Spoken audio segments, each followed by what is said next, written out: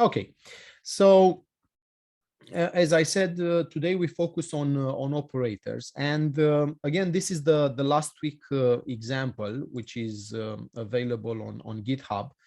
Now, I took this example because it's already built, this class, the gradebook class, which is managing the grades for different exams.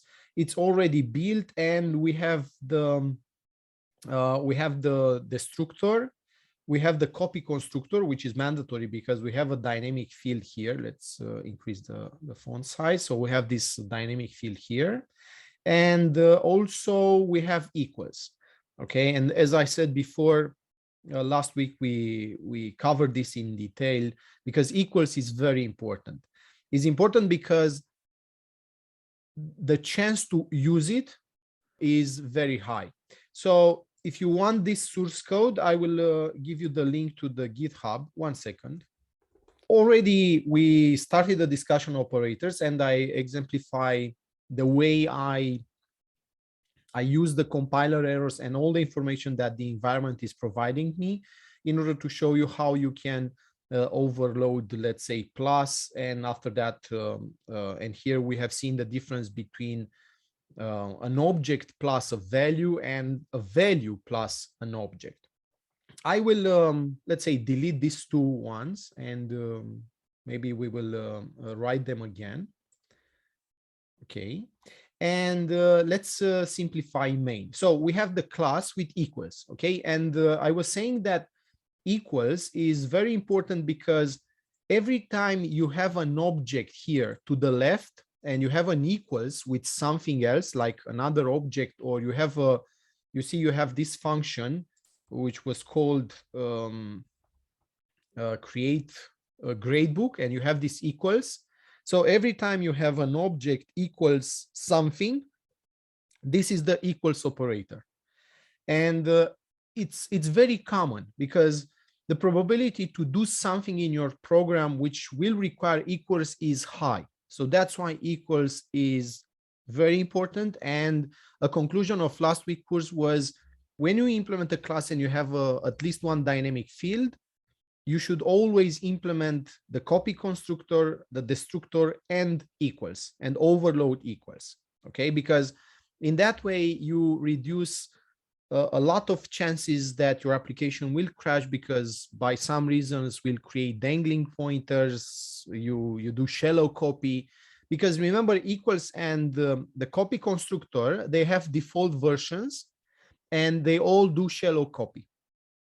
Okay, another thing which we talked last week about equals is this moment when someone by mistake, and that could be you during the laboratory test or doing your project, who knows, someone will write this by mistake. You have an object, you want to copy the values from another object, and you by mistake say OOP 2021 equals OOP 2021. And you see here, you by mistake, instead of maybe you wanted here to copy the values from last year, whatever, here by mistake you write equals between the same object. And here in equals, because we want to avoid the memory leaks when we copy the values from this object into the left object, from the source into the destination, we know that we need to delete that dynamic field from heap. So if you have the same object as source and destination, you delete that array for both. And after that, you have a dangling pointer, and here it will crash when you try to copy the values from the source. Yeah, but the source and the destination are the same. So always check for this kind of mistakes. And if you ask me, this doesn't make any sense. Okay, so this is a logic mistake. But in order to prevent it, you should take care of this into equals. Okay, so into equals, always check if the source and the destination are the same, especially if they have the same pointers. Okay, so let's clean up this main, and I will just leave this this very short example.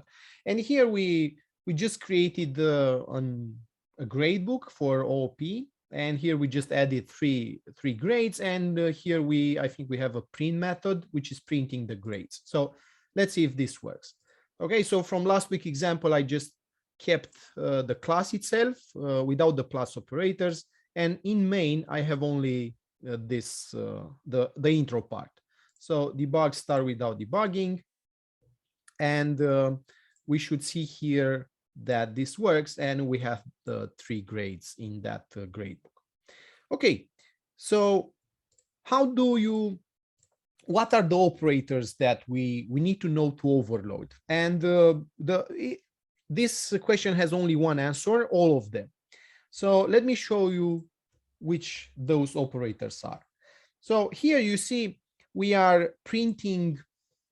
So equals is already covered. I will not insist on it because it's special. Okay, remember, every time you should implement equals, even if no one is asking you to do that, always go for equals. After the copy constructor, just implement also this one. Okay, so equals, it's special. We already covered it. Okay, so what are the other operators? Now, 2 common operators, which we will use starting this week because it's easier rather than writing these methods, is the operators which allow us to play with the console. You see here, this is the operator, the output stream operator. And here we have used this during this semester to play with the console. At some point, we also use the input operator to read data. So instead of having a print method here, okay, which is defined here in the class, here it is, we can also overload the output stream operator, so this will work. So cout op gradebook. Because we are in C++ and everybody knows that when you write something like this, we have one expectation. We want to print this at the console. And maybe if we create a gradebook, a new gradebook here, let's say this is the web gradebook, the web technologies gradebook. So here I will say web technologies, WT.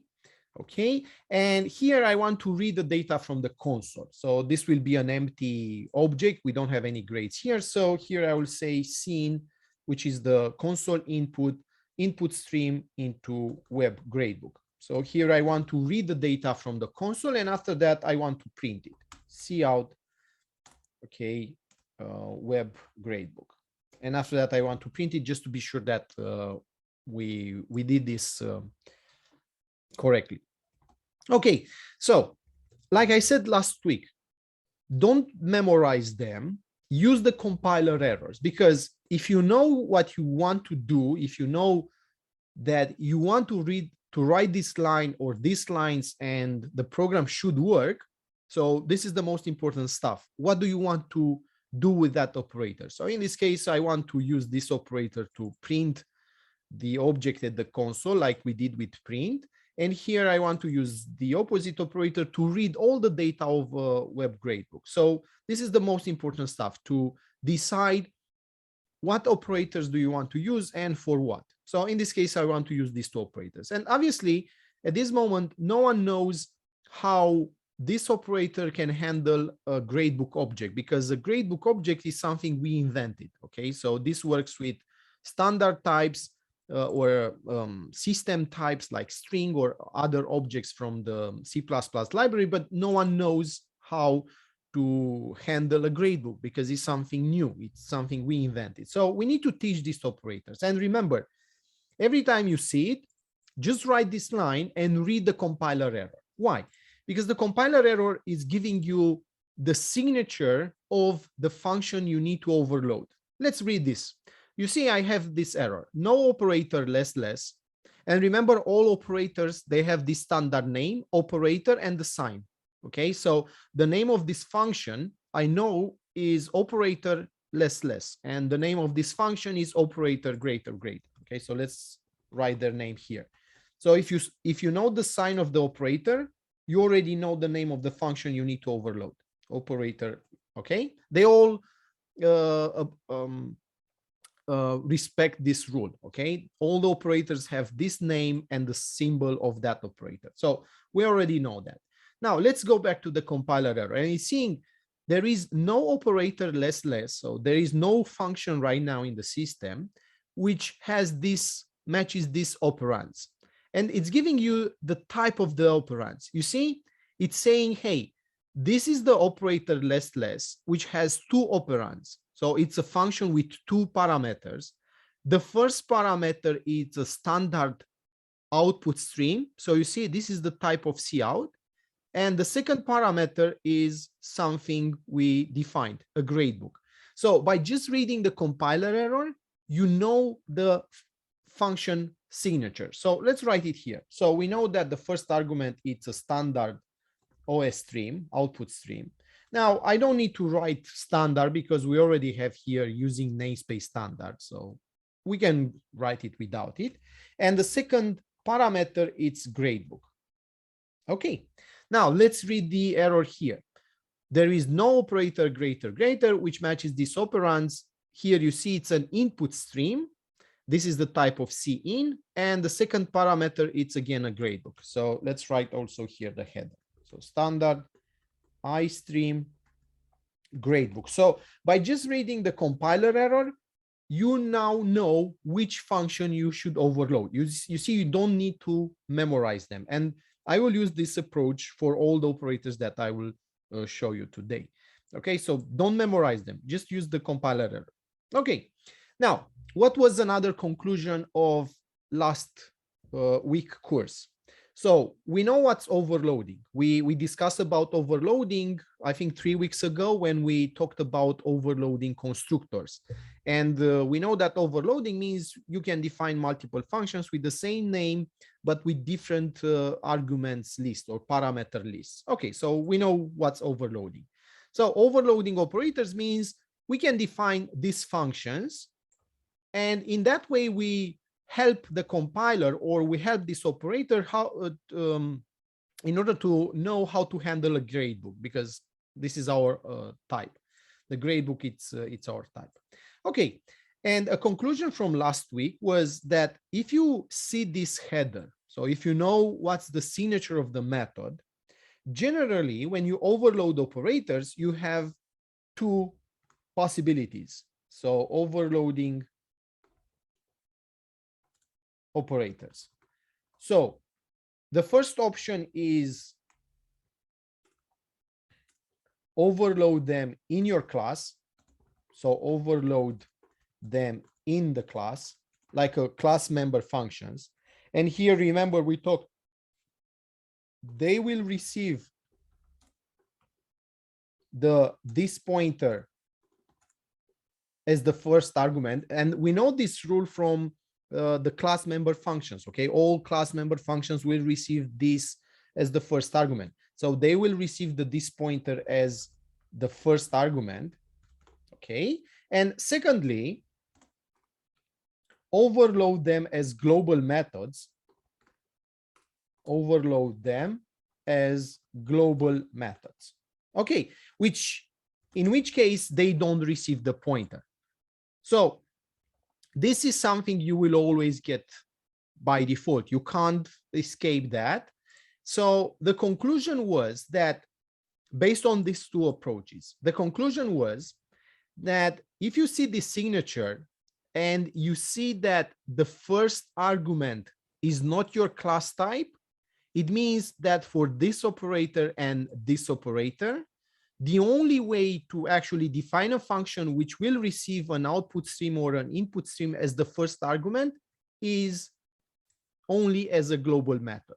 So this was another conclusion of last week's course.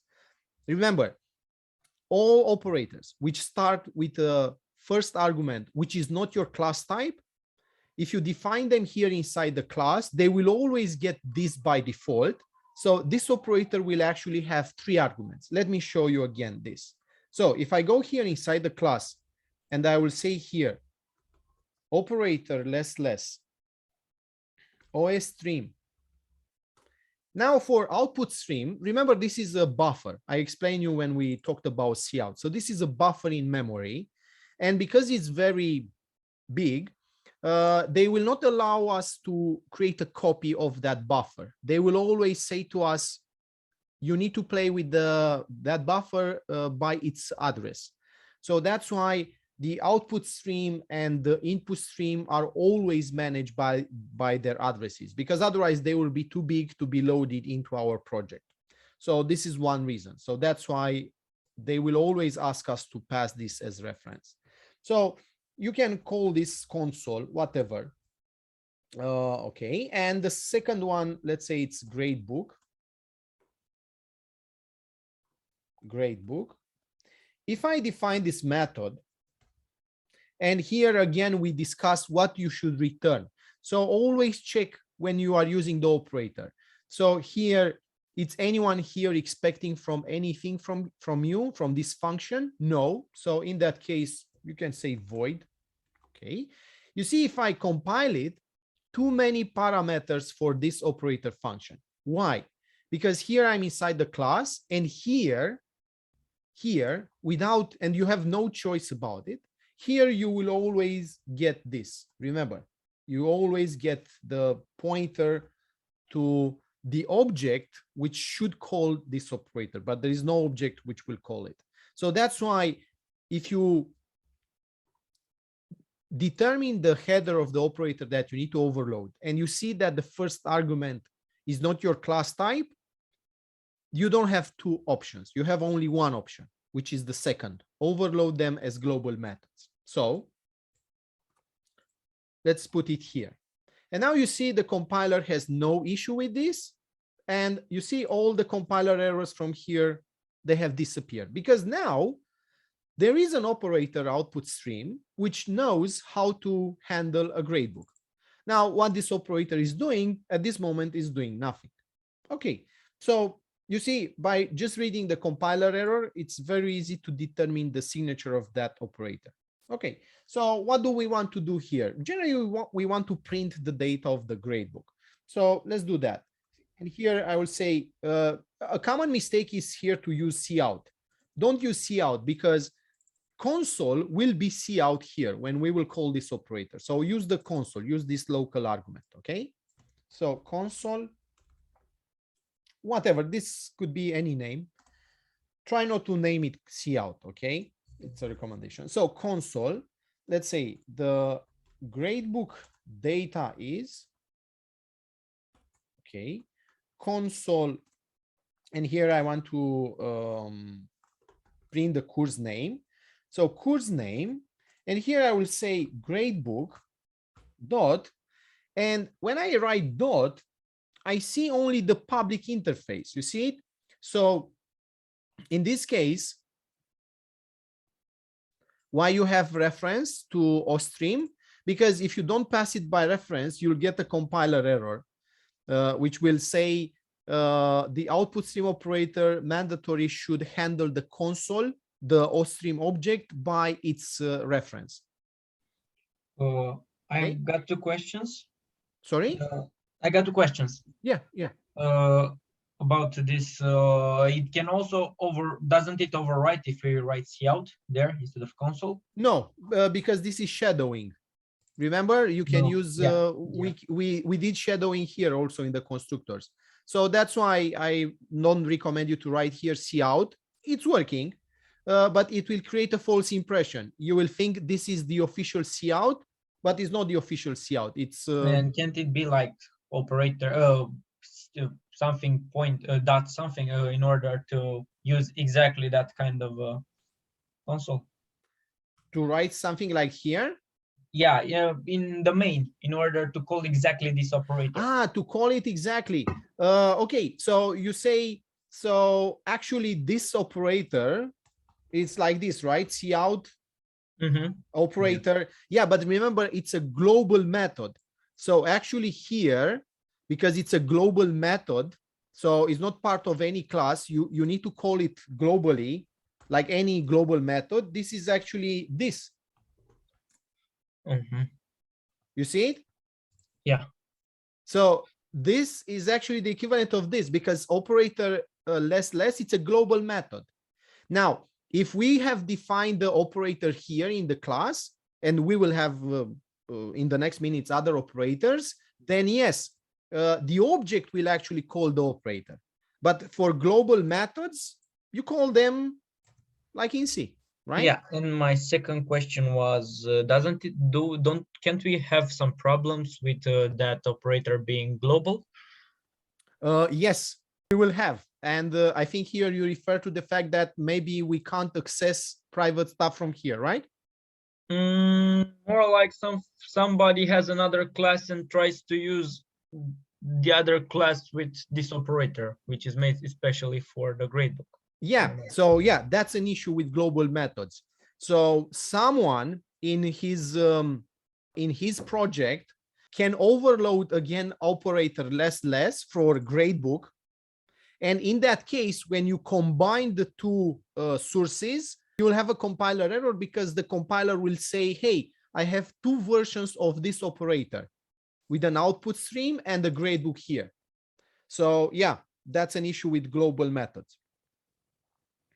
Okay, so that's why when you implement the gradebook class in C++ and you want to provide this version of this operator, it should be your own responsibility, because you see here we are in the source CPP, which defines the gradebook.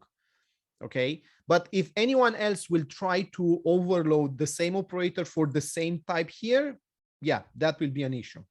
So if you work for your project, if you go for the team approach, then each of you should handle its own classes.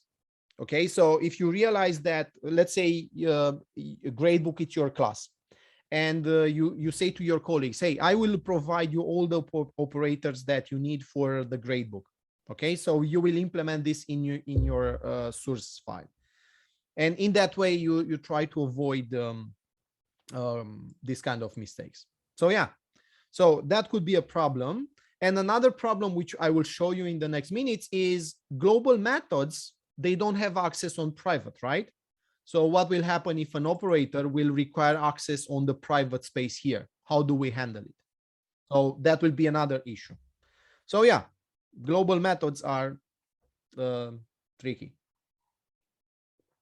Okay. Yeah. So let's continue this one. Okay, so I have here the console, gradebook, and so on. Here, gradebook, let's fix this error. Gradebook data is course name gradebook. And you see here, this is what I just was telling you. Here, when you try to use it, you see only the public interface. Now, fortunately for this class, we have a public interface which will allow us to get the data. For example, here you see I'm using the get name because this is a global method. Now, another reminder about what we have discussed in the previous weeks. Remember all the functions that receive an object by value. Here, you need the copy constructor. Okay, fortunately, we have it. But if you don't have it and you call this directly, after that, the program will crash if you have also the destructor. So here, remember, all the functions which receive an object by value, they need the copy constructor. And if you want to avoid the copy constructor, why would you do that? For performance. For example, here you have another function which is called, and it's a very costly function. You see it? It's creating a new array. So yeah, it's not fast. Or if you are not sure if you have or not the copy constructor, or if you are not sure if it's okay implemented, remember you can avoid it by passing all your variables by reference. Okay, because in this way you don't need the copy constructor, you get the reference to the gradebook. Okay, so my recommendation to you is always use this approach. It's faster and it's avoiding the copy constructor when you don't actually need it. Okay, so remember you have this choice. They both work. If you have the copy constructor, this version will work and this version will also work. Okay, but this is the argument that you should use in order to choose between a reference here or not.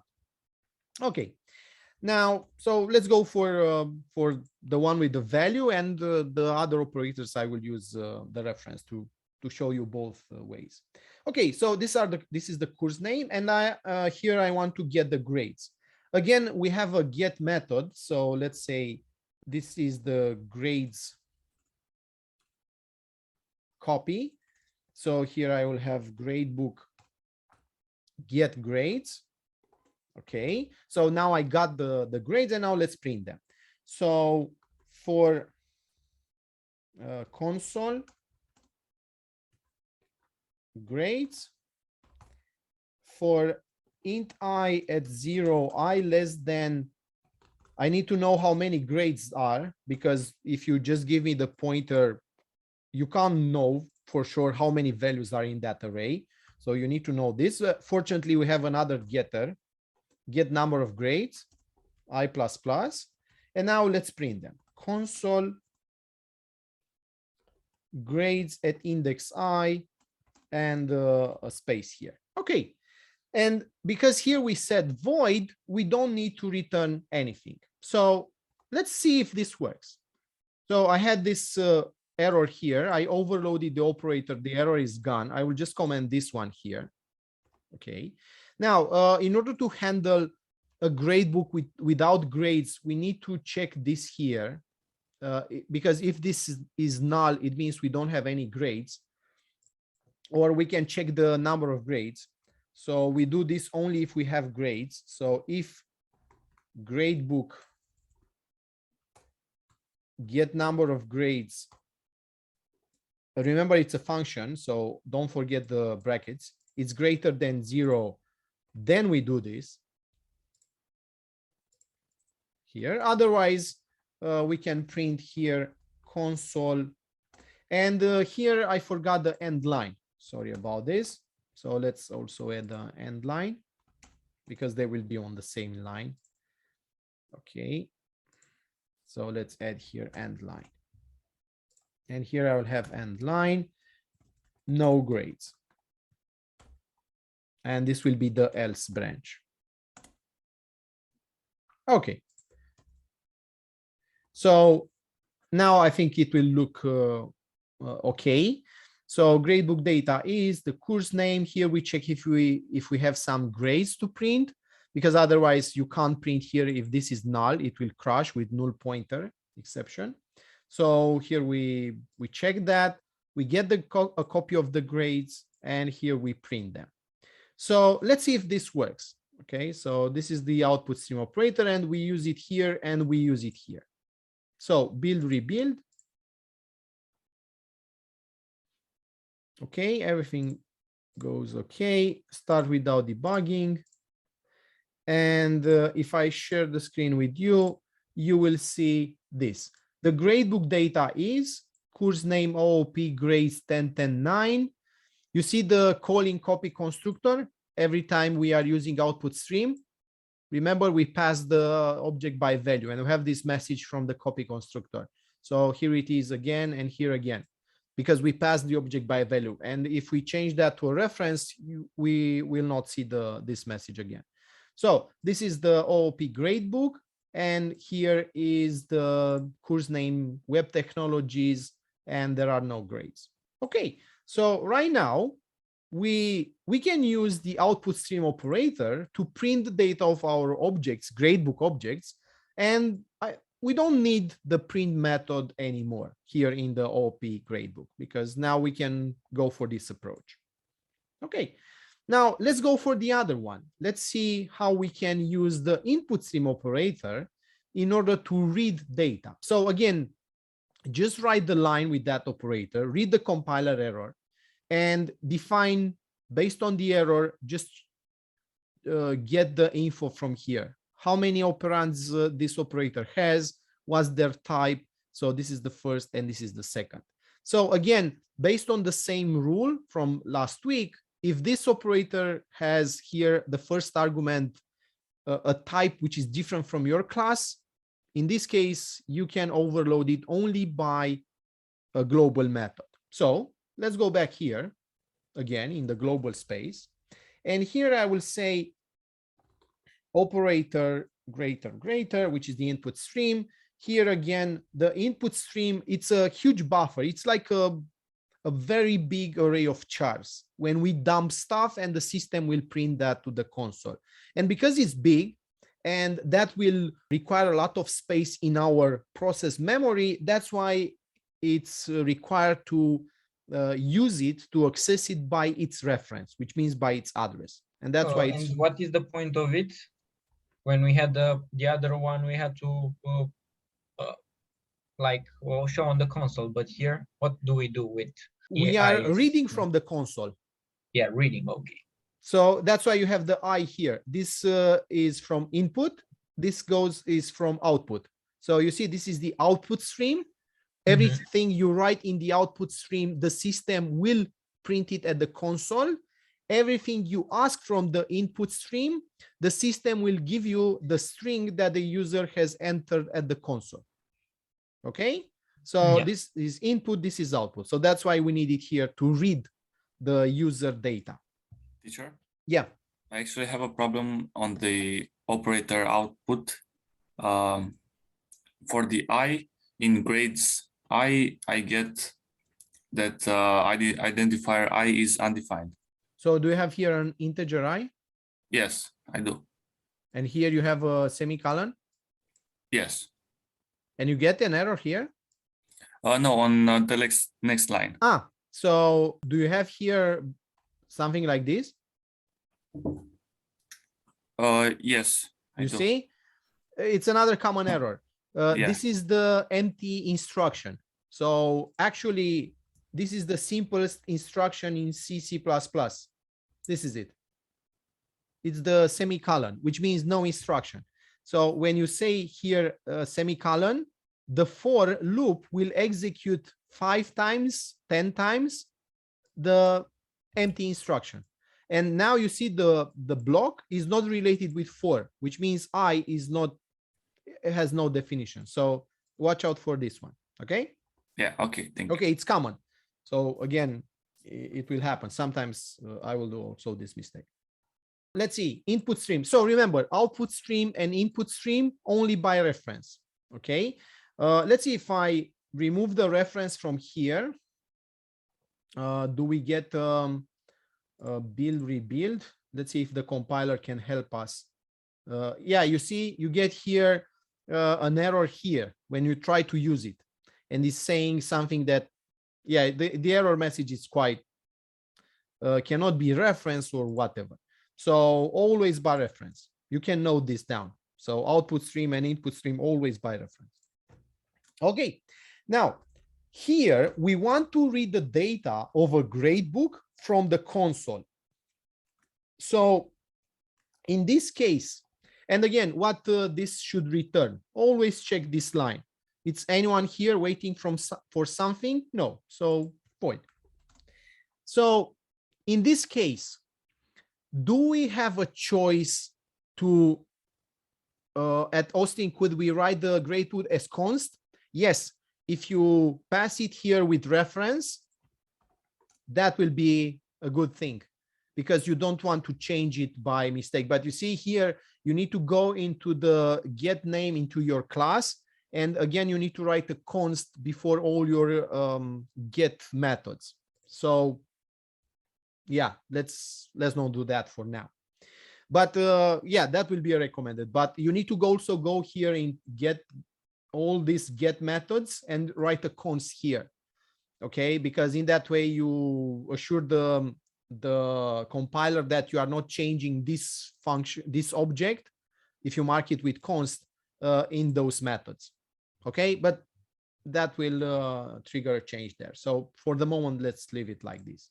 But here you see we have chosen not to pass it by reference. So in that case, const here will have 0 value because that will be a copy. So even if you change gradebook here, it will be a copy. Okay. Now let's go to the input stream.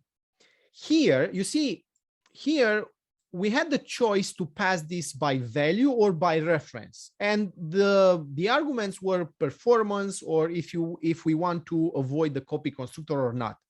Now in this case, what's the scope of the input stream operator is to do what?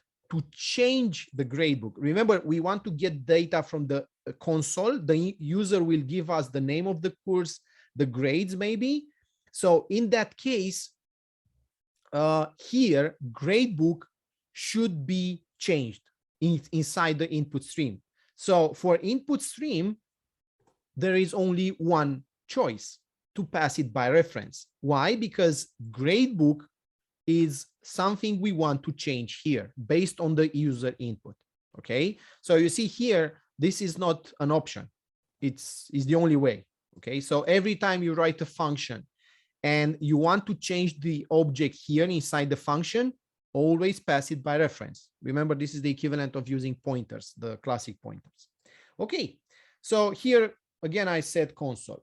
Now, in the input stream operator, if you want to print messages to the console, use the official cout, because console here will be used only to read. So cout, let's ask for the course name. The course name is, and now let's read it. So cin, sorry, instead of cin, I will use console. Okay, and now I will say gradebook dot, and I have add grade, get grades, get name, get number of grades. I have print gradebook, but how can I change the course name? Now, some of you will say you forgot to define a set method, which is true. So in that case, maybe I will read this here. So here I will have like course name, a local string. Here I will read into that. And now, if we have a set method, maybe I will do this gradebook set name, but we don't have it, and I will pass the course name. And now I realize that I need to provide set methods for most of the data because we will change most of the gradebook attributes. So in C++, in order to cope with this kind of issues, but this is stupid, okay? So don't take it, just take it as a help provided by C++, but in object-oriented, this is stupid, what I will show you. And generally, all the object-oriented languages you will do after C++, like C#, Java, and others, they don't have this, because this is actually, it's avoiding the encapsulation principle. It's like an exception to the encapsulation. So in C++, in order to define an exception, which means if you want to allow this global method or any other external entity to have access to the private space of your class, they introduce this keyword, but remember, it exists only in C++, and in terms of object-oriented philosophy, this is stupid. But it exists, and I will show you. And that's making this global method a friend. So if you take the signature of this method, okay, as it is, and you go here inside your class, so the class ends here, and you write this friend. So friend is actually a keyword in C++, and you paste the name of that global method, or here you can make a friend another class, but generally you can make friends, any friends, okay, global methods or other classes. When you write this global method will have access on the private area. So friends, they have access on the private area of the class, but this exists only in C++. So this is the friend keyword. And generally we need it here for operators if we don't have set methods or you don't have time to write them. Normally you should provide set methods and you should do it like here, but let's gain some minutes. So when I do this, okay, so I have the course name. When I write now dot, you see, I have access to everything. I see course name, I see grades, I see number of grades. So right now I can say course name equals course name, okay, which is the local variable, or you can read directly into this variable, okay? So let's write here. We have access because this method is the class friend. And this is the role of the friend. So it's an exception. And you can use it for your project or you can use it for your laboratory test or during the exam, but you need to be aware what it means. Okay, so overloading operators is not done using friend. No, you choose to make an operator a friend of your class because you need access on the private area. So you see, overloading operators is not done using friend. Okay, so friend is just an exception to the private rule, and you can apply that to any methods, any classes. Okay, so this is the friend keyword. Now we have access, so I don't need to provide the set methods. Usually you should provide the set methods because, again, this is only C++ and it's not recommended to be used, but you can use it. Okay, now let's read the number of grades. So let's print another message. The new number of grades. Okay, so here I will read directly into console. Gradebook, number of grades. And now, because we want to read the array, the new grades array from the console, we want to be sure we have space for it. Okay, so how do we do that? We say gradebook grades equals new int. So it's a dynamic array. Every time you want to fill it up with values, you want to be sure you have space. And this is the only way you get that space. So new integer of gradebook number of grades. Yeah, sometimes IntelliSense it's stopping helping us. Okay, now when you do this, always ask yourself, we covered this many times, what's happening with the previous grades? Maybe here you have the OOP gradebook and now you want to read the data from the console. What's happening with all the previous grades? So when you have this pointer equals a new address, what's happening with the old address? It's left in heap, you have a memory leak. So before doing that, we do this. We avoid the memory leak. So I want to delete the previous array. Okay, so we delete it. We create a new array with the number of grades that the user is saying that it will give us. Now let's read the grades. So for int I at 0, I less than gradebook number of grades, I++. And now you say cout grade I+1. So it will print something like grade 1, grade 2, and so on. Okay, it will be easier to follow them. And after that, we read them. So console into gradebook grades at index I. Okay. And this will be the input stream operator. I don't think we have any other values that we should read. Let's see. Course name, grade, number of grades. So this is for this easy, simple class. So right now, if I will use this operator, now I can read data from the console into the gradebook. So let's see if this works. So here, I already tried to test it because I needed a compiler error to give me this. Okay, and now if we run this, build, rebuild, debug, start without debugging. Let's run it again. Okay, let me show the screen. So you see here, yeah, I need another end line. So the course name is, let's say, web tech. The new number of grades is 2, grade 1, 10, grade 2, 8. Calling again the copy constructor, this is the output stream operator. The gradebook data is web tech, and the grades are 10 and 8.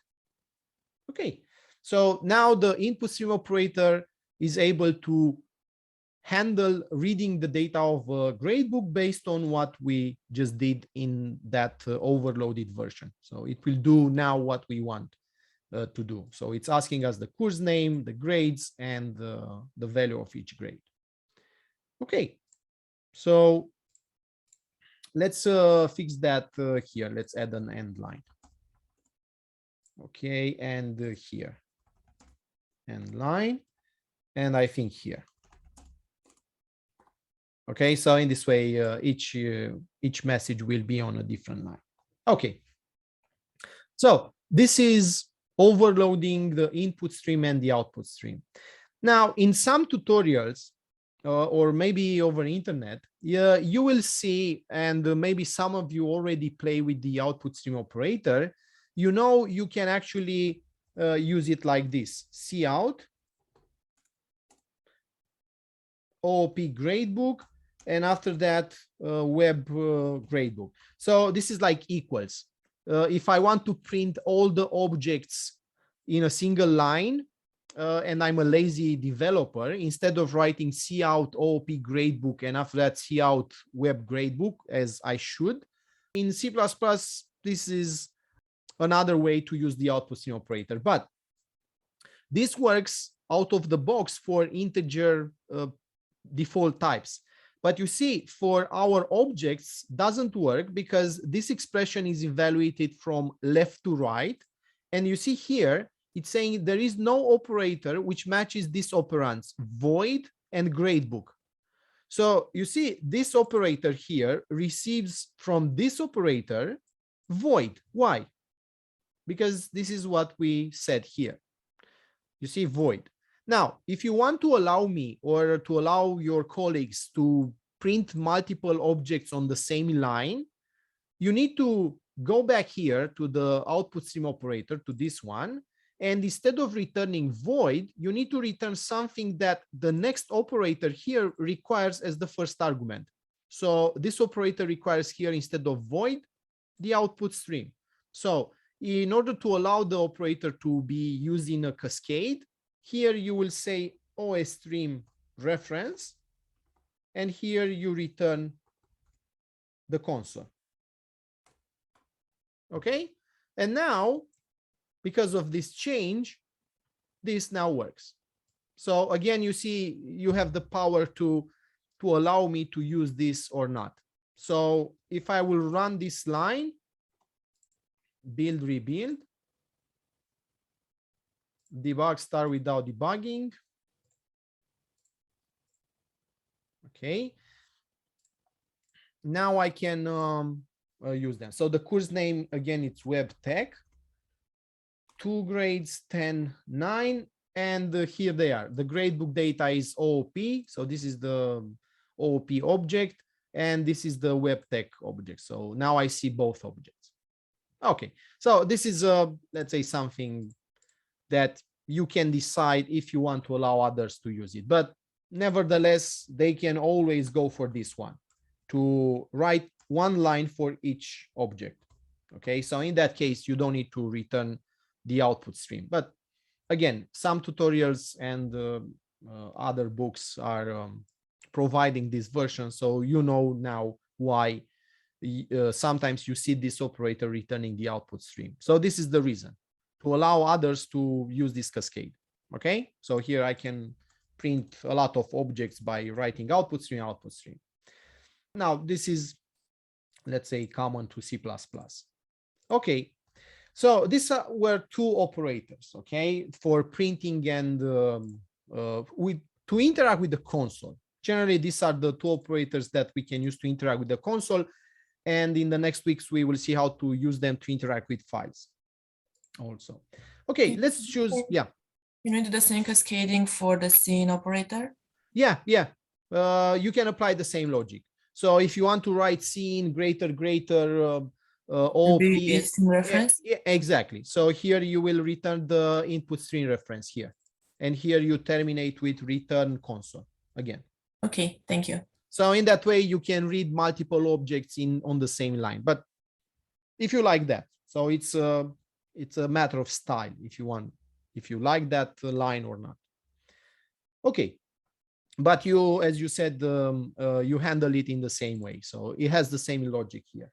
Okay, so let's go and see other operators. So let's go for, last week we did plus. Let's go for the shortcut versions of plus, equals, multiply. You know them, they look like this, and sometimes we use them. For example, web gradebook or OP gradebook. because this is very annoying, and I will comment it. So every time we will run an example, I don't want to waste time reading this data. It will eat up a lot of minutes. So now that's why I don't like reading data from the console, because it's very time consuming. And this is something I recommend you for the project. Every time you work, if you have this operator, or you implemented the possibility to read data for your objects, you test that. And if you know it's working, just comment it, because every time you will run it, you will go through the same sequence again and again. And sometimes that sequence can be quite complex. You read a lot of data. Okay, so after you tested it, you know it's working, just comment it, because you don't want to waste time every time to input that data. Okay, so that's why I also commented it here. Okay, so I want to do this plus equals, for example, 10. And remember, this is actually a shorter way of writing this. OP gradebook equals with OP gradebook plus 10. So it should have the same effect. Okay, here, so this means this object will change itself, and here you will get a new grade. Okay, so again, I'm writing the operator, and now I'm checking the compiler error, and see saying there is no function operator plus equals. Again, I get the name of the function, matches these operands, and these are the operands, gradebook and an int. So the function, let's write it here, and I will write this here. Okay. Okay, so the function here is operator plus equals, and based on the compiler error, I see the first argument, it's a gradebook, which is great, because now I have the choice, global or class member function, and the second, it's an integer. So because the first argument, it's our class type, now I can flip a coin. So you can choose either 1 or 2. Now, the disadvantage of 2 is that, remember, global methods, they don't have access on the private area, especially when you want to change the object. So again, you need to make that, or you should use set methods, or you should make that global method friend. So you'll add another friend here. For this one, let's go for the first option, because it's much more efficient. I will go into the class.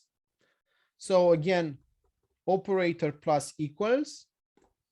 Now, don't write the first one. Remember, you get it as this. So don't write it. Always write only the second one. So I will just write this. Okay, so int new grade. And again, what this operator should return, if no one is asking for a value from this expression, again, you can go for void. Okay, void.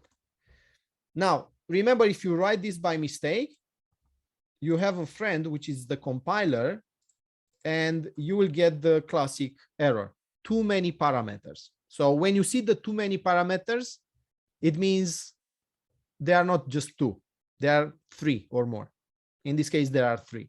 So that's why I don't write the first one when you go for the class member function.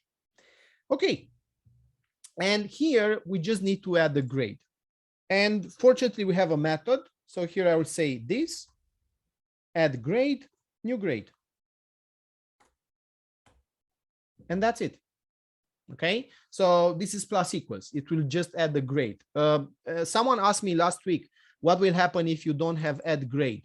If you don't have add grade, you need to do this here in the plus equals. You need to add a new value to that array. Or you can define the method and call it. There are multiple ways. Okay, so even if you don't have the function, but you know what you need to do, you just write all those instructions here. Okay, so this is plus equals. And in the same way, you can handle minus equals, I don't know, removing a grade or whatever, multiply equals, divide equals, they all work in the same way. Okay, so we have seen, for example, plus equals, and again, all the mathematical operator and equals operators, they work in the same way. If you go back to the last week course, when I gave you the example with plus, there is a big difference between plus and plus equals. So plus does not change the gradebook. Remember, plus is not changing the gradebook. So if you write this differently with plus, and this is what we did last week, something like this, plus 10, in the end, the effect is the same, right? You get a new grade. But remember, plus, minus, multiplication, division, they don't change this object. Equals is actually changing the object, because here I can easily write another object. So in this case, you see, this is not, should not be changed. So remember, plus, division, multiplication, and subtraction, they don't change the operands. And if you check the last week course, you have seen we did a copy of this object using the copy constructor, and we changed the copy and we return it. You see here, in this case, plus should return something, another gradebook. So again, don't make this trivial mistake. So the plus, the addition, subtraction, division, multiplication, they don't change the operands. They create a new result which is changed. Okay.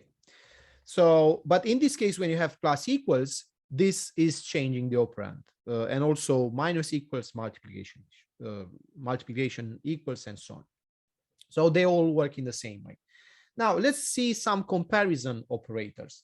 For example, I want to compare two gradebooks. And again, here, the most difficult part is to choose which is the criteria based on what you want to compare them. So for example, I want to compare the OOP gradebook. For example, if OOP gradebook greater than,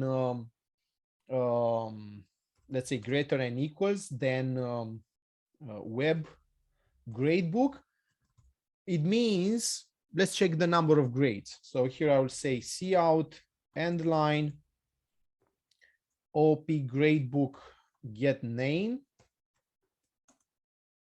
Okay, has more grades or the same number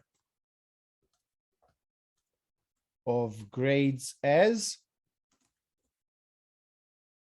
and here web gradebook get name. Okay, so in this way I will compare them based on the grades number. And else, let's say is it's clear has less grades than. So let's get this line, and here I will say has less grades than that one. Okay, again, I write the operator, and the same logic can be applied to all these other operators: greater, less, less than, equal, greater than, equal, the ones that we do here. So here, let's add the equivalent. So here you have plus equals, minus equals, multiplication equals, division equals, okay? So they all are treated in the same way. Again, I'm checking the compiler error. So it's saying there is no operator greater than equal matches these operands. And you see, I have two parameters, a gradebook and a gradebook. So again, I know that this is operator greater than equal. And here I have a gradebook. And here I have another gradebook, which is great because I realized that because the first argument, it's our class type, again, I can go for a class member function. So in this way, I will go back to the class here inside the class here, and I will say operator greater or equal. Again, I don't write the first one, but I have the second one. And again, here you can choose if you want to pass it by value. And remember here, you need a copy constructor, or if you choose to pass it by reference, in which case we don't use the copy constructor. So this time let's go for, so I will write here, we use the reference to avoid the copy constructor. Okay, that's right, this is the reason. Now, what this operator returns. So here, generally when you do an if, a conditional, when you are using this conditional operator, here the expression should evaluate to true or false. So in this case, all these operators, they should return something which is a bool. Okay, a true or false. So here we need to implement the stuff that we said we will use to compare to gradebooks. So here I will say if this number of grades greater or equal than gradebook number of grades, then I will return true. Else I can return false. Or if you want, you can just write this line as 1. So you can just write this, return this, because that is also evaluated to true false. You see, you write only one line, it's the same. Or you can write it like here if you would like. Okay, so this is greater or equal. You see, you have the compiler error, you get the signature, and after that you just need to compare it. So now the error is gone. And if I will run this, rebuild solution, debug start without debugging, then I should see OOP has more grades or the same number of grades as web technologies, because web technologies, I think it has 0. Here we have 3 grades, which are this one here. This is web technologies. So obviously it will print that message. Okay, so these are the comparison. Again, another operator here is equals equals. Okay, when you check if 2 objects are the same. And you see the difficulty here is to decide based on which you say 2 gradebooks are equal. Maybe they should have the same name or the same name and the same grades. So there depends on the logic that you want to implement. But the operator is implemented, it's overloaded as any of those the others. Now, another logic operator, which sometimes looks strange, is the not operator. Okay, and generally we have used the not to negate. So this is the negation operator. So generally here, when you use a negation, is like you want to check if something is true or false about the object. For example, let me give you an example. If I say this, if not OP gradebook, okay, so in this case, I will want to write this cout end line OP gradebook get name has no grades. It's like we have an empty gradebook. So if this returns true, so the negation operator should check if we have grades, for which it should return true or false, depend on that. And if it's returning true, it means we have no grades. Else, so this is the negation, has grades. Okay, so even if it looks strange, again, check the compiler error. And it's saying there is no operator exclamation point matches these operands. And you see it has only one operand. So this operator is actually this one, operator not, and it's receiving a gradebook. Okay, so again, this is because the first argument, in the only argument, it's a gradebook, I will go for a class member function, because in that way I have access to the private and I have more control over that method because it's defined inside my class. So if I go back to the class here, I will have operator exclamation point. Again, you get that first argument as this, so don't write anything here. If you go for the class member approach, if you go for the global member approach, then you need to write it. Okay, for example, I can write the alternative. Now, what this operator returns? Again, you see it's generally used here in conditional conditional statements. So again, this should return true or false. So bool. So here I will say if this number of grades equals 0, then return true. Else return false. So based on this logic, I can say if we have grades or not. So this will return true if we don't have grades. So now if I will run this example, we should see this message because OOP gradebook has grades. If you replace OOP gradebook with web technologies web gradebook, then you will see has no grades. So build, rebuild, debug, start without debugging, and this is what you should see. So OOP has grades, okay, because it's returning false and it's going on the else branch. Again, if you flip a coin here and you decide to overload this as a global method, then you will go here in the global space.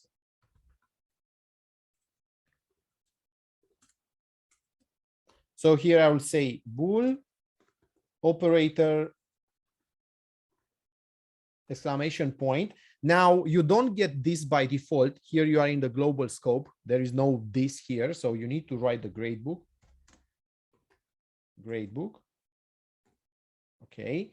Again, here you can decide if you pass it by reference or by value, if you want to avoid or not the copy constructor. So again, I'm avoiding the copy constructor. And here the disadvantage is that you don't have access to the number of grades directly, but you have access to get. So this is what we should write here, because we don't have access to the private area, and I don't want to make this operator a friend. Okay, so in that case, because we have the get method, I will use the get method. So if get number of grades equals 0, then we say return true, else return false. Okay, or you can just write return gradebook get number of grades equals 0. So because this is also translated to true or false, so you can write this in one line. Now at this point I can't have both, because now I have a, you see it's saying there is more than one operator with the same signature.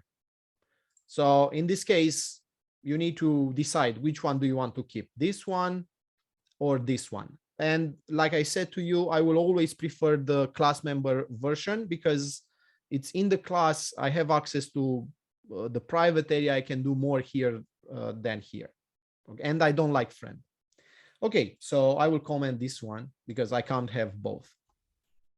You need to choose only one version when you have the power to choose. Okay, so this is the not operator. Now, another strange operator is the cast operator. And we have used the cast operator, if you remember, when we did the recap on pointers, and we can cast different pointers to different types. So how the cast operator looks. So here, for example, I want to compute the average grade of the course itself. So here I will say float average grade equals, and here I'll say OOP gradebook. And now this is the standard equals, which has no clue how to copy the entire gradebook into a float. And obviously it has no clue about computing the average of the grades. So in this way, at this moment, the only way to do this is actually to use the cast operator. Remember, we use it. So here, this is the cast operator, and it's the cast operator to float. So here I try to say, hey, let's convert the OOP gradebook into a float. And this is another operator. So this is called the cast operator. Okay, now here, you see, for this one, you don't get the standard error. It's saying there is no suitable conversion from gradebook to float. But again, remember, all operators, they have the same name, operator and the sign. Now, what's the sign here? That's interesting. The sign here is actually the name of the cast. So this operator is called operator float. If you want to do a cast to an integer or a cast to another type, then that will be your operator and that type. Okay, so this one, it's a little different than the others. Okay, now how many arguments does the cast operator has? Only one.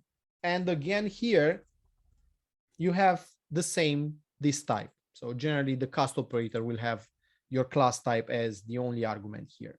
So again, I will go and overload it as a class member function. Okay. And here I will say operator float. Again, I'm not writing that gradebook here because you get it. Always you get that argument here as this. And another interesting aspect about the cast operator is that you don't have a return type. It's like the constructor, because if you write it, you see return type may not be specified on a conversion function, which means if you do a cast to a float, normally this operator cast to float should return a float. So why writing the return type? So it's forbidden. It's like the constructor when we talk about them, why they don't have a return type, because they return an object of your class. Okay. So for cast operator, you don't need to write the return type.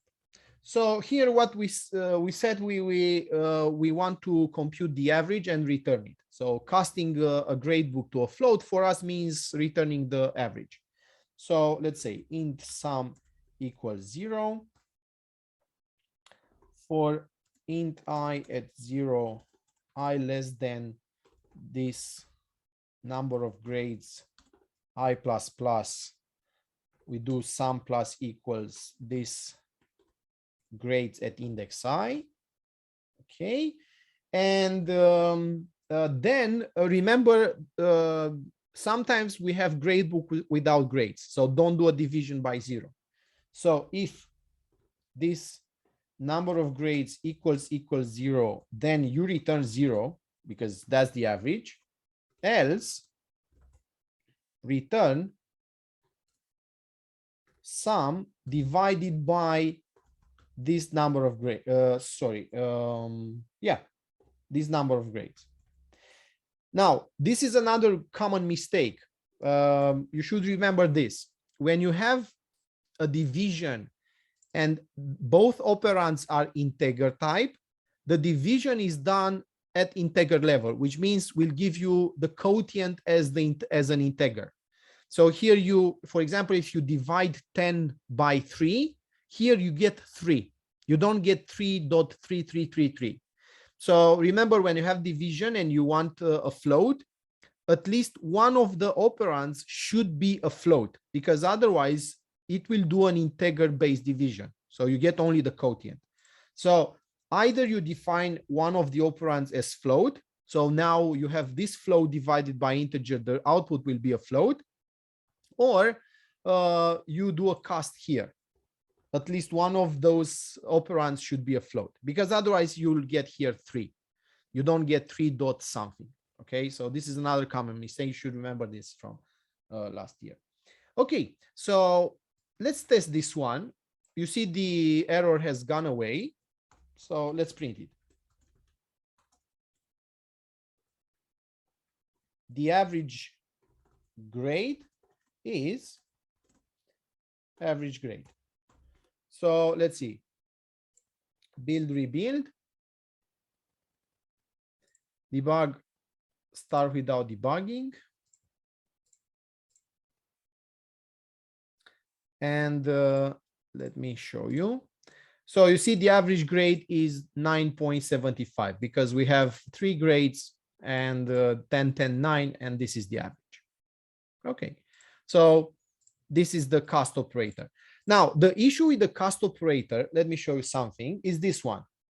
Int value equals with average grade plus 5. You see, earlier we had an error here, and the error was saying there is no plus operator which can add the gradebook with an integer. And now the error is gone, which means we have the operator. Yeah, but we didn't define it. Now, the danger of the cast operator is that the compiler, every time it sees something that it cannot do, it will try to figure it out a solution on its own. And generally, it will try to cast the object to a primitive type which can be handled by plus, like float, int, double. And if you have the cast operator, you see it's using it.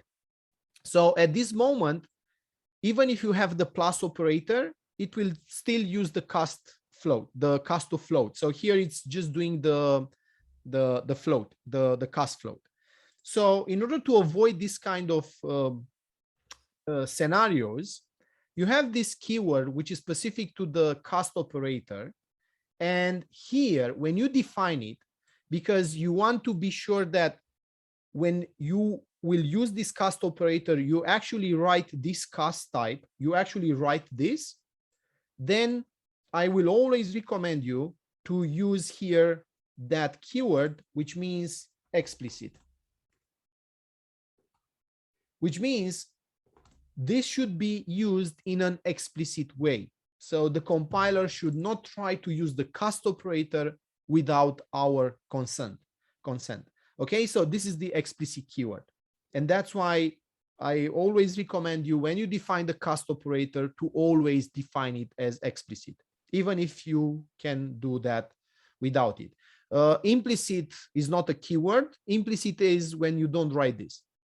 Okay, so explicit will force the compiler to use that operator, that cast operator, only when you explicitly require it. So if I do a build rebuild, sorry, that was working because this is the average grade. You see, now it's saying no operator matches gradebook and int. And if I delete the explicit, the error is gone, because now it will cast the gradebook to float, and after that we'll add it to 5. So you see, with explicit, if you want to do that, you need to use the explicit way, the explicit version, which means you need to write this. This is the explicit version. You need to write this. So now this is you deciding that you want to use the explicit cast, okay? Using the explicit cast. Okay, so always define your cast operators with explicit, because otherwise sometimes the compiler will choose that version for you to cast your objects to that type, and maybe you don't realize it, and after that you ask yourself why the values are not correct. Okay, so this is the explicit cast. Okay, other operators here. You have this plus plus minus minus versions, and with plus plus and minus minus, remember they work in different ways. For example, if you have here int VB1 equals 10, and after that you do int VB2 equals plus plus VB1, this means pre-incrementation, but you can also write VB3 equals VB1 plus plus, which means post-incrementation. Okay, so again, this is something you should remember from last year. And here, the difference between the two is that here it will increment the variable, and after that return the value. Here will return the value of VB1, and after that we'll increment it. It's like returning the value before incrementation. So if you want to use this on your objects, for example, I want to say OOP gradebook plus plus, and let's say here we want to say add default 10 grade. Okay, so I want to add the default 10 grade, and remember this also works in the prefix form. Now, again, the compiler error is saying there is no operator plus plus which will do that, and also there is no operator plus plus which will do this stuff for us. So let's define the operator here. And here will be operator plus plus. Now, the error is saying that the first argument, it's a gradebook, which is great. And that's the only argument. And for this one, it's saying is the same operator. And it has also only one argument. But wait a minute. These are two different operators which will do we'll add the default 10 grade, but they will return different values. This will return the value of the grade book before adding the new grade. This is returning the grade book value with the new grade. And they both have the same signature. So how that will work? Because we will get the compiler error. There are two functions with the same signature. So for plus plus and minus minus, in order to distinguish this is the post incrementation. So this is called post incrementation. And this is called pre-incrementation. You know this. Okay, it's not related to C++. This is related to C. In order to distinguish them, here they added this int. But you don't use the int value. You just add here just to break the signature. So you'll have two different signatures. Okay. So because the first argument, it's a grade book, it means I can overload them inside the class. So here, let's overload them. So operator plus plus, let's go for the pre-incrementation. Plus plus. Okay, again, I don't write anything because I get this. Now, what this returns, generally for the incrementation and the decrementation, generally here you can have something like this. Web gradebook equals this, or equals this. So generally the post incrementation, the pre-incrementation, and also the post and the pre-decrementation, they should return the object, okay? Because sometimes you may have this equals here. So here we will return a gradebook. Okay, so remember the pre. So this is the pre-incrementation. Here you will add the new grade and return the object which is already changed. So here I will say this add grade 10. You see why it's valuable to have an interface for your class. It's quite, if you have those methods, it's very easy to implement the operators. Okay, you just call those methods and you reuse them. And here we return this. So you see, I added a new grade into this. I'm changing the grade book and returning. This is the pre-incrementation. And that's a pointer. So if you want to return the value of the pointer, you just return it. Again, here we are using the copy constructor to return the gradebook. And the post version gradebook operator plus plus. And the difference here is just to add this int. Don't name it, okay? Because otherwise both functions will have the same signature. So this is the way they fixed it, okay, in C++. And remember here, you create a copy of the gradebook. And here I'm using the copy constructor. Okay, I'm changing this. And I'm returning the copy. You see, that's the difference. Here you return the copy of your gradebook before the change. This is the post. And here you change the object and you return it. So right now we have the post and the pre-incrementation here. Okay. And if you print them, this will work. So cout OOP gradebook. So now we will have two build, rebuild. Okay, debug, start without debugging.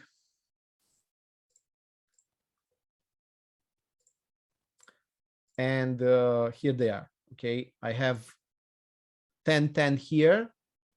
We added this 10 with plus equals, and now I have two other 10 grades here in the OP object. Okay, and you see, it's the same logic. So you just write the operator. Now, there are two other operators that you need to check on your own. I have them, they are described in the course slides. It's easy to understand them. So this is for you. And if you do the assignment, the third assignment, you have a requirement there. So the operator, the index operator, and the operator function. So these are let's say, I will let you discover on your own how to overload these operators. But the same logic applies here, okay, for the index and the function operator.